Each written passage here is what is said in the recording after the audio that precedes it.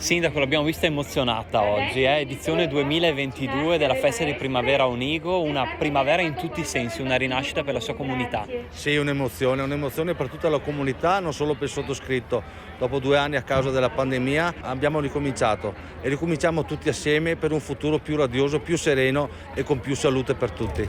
Abbiamo ricordato le tante associazioni che hanno lavorato per questa manifestazione, l'ufficio segreteria, ecco, chi è che vuole ringraziare oggi? Ma io direi tutta la cittadinanza del comune di Pederobba, ognuno ha dato il suo contributo. Ovviamente le associazioni locali della frazione di Onigo sono quelle che sono state più coinvolte,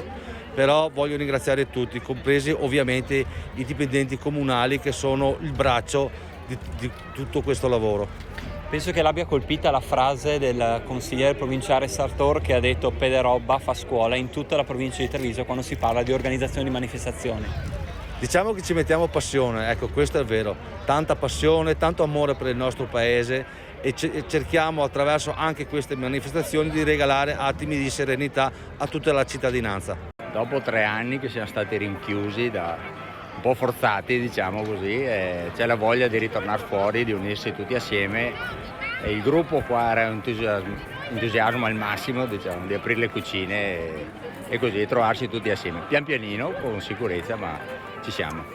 Quindi i volontari sono ripartiti, li vedo impegnati qui nelle cucine, poi c'è questa bella mostra anche di macchine d'epoca, insomma siete ripartiti alla grande. Sì, come era prima l'entusiasmo è rimasto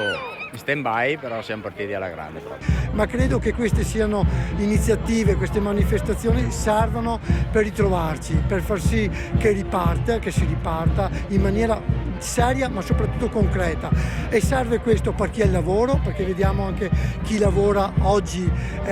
con queste fiere ha possibilità magari di ripartire, ma soprattutto anche la gente che ha possibilità di muoversi e magari di vedere altra gente che purtroppo magari per tanto tempo non vedeva, per cui credo che sia una cosa che va bene per chi opera nel settore in questo caso di mercato, ma soprattutto anche per chi vuole rincontrarsi e stare in mezzo alla gente, che abbiamo visto è la cosa fondamentale, perché la tecnologia sicuramente serve, ci porterà nel prossimo futuro sicuramente, dobbiamo tutti quanti adattarsi perché è così, però sicuramente il vedersi, l'incontrarsi e trattare tra persone è una cosa totalmente diversa e questa è la prova.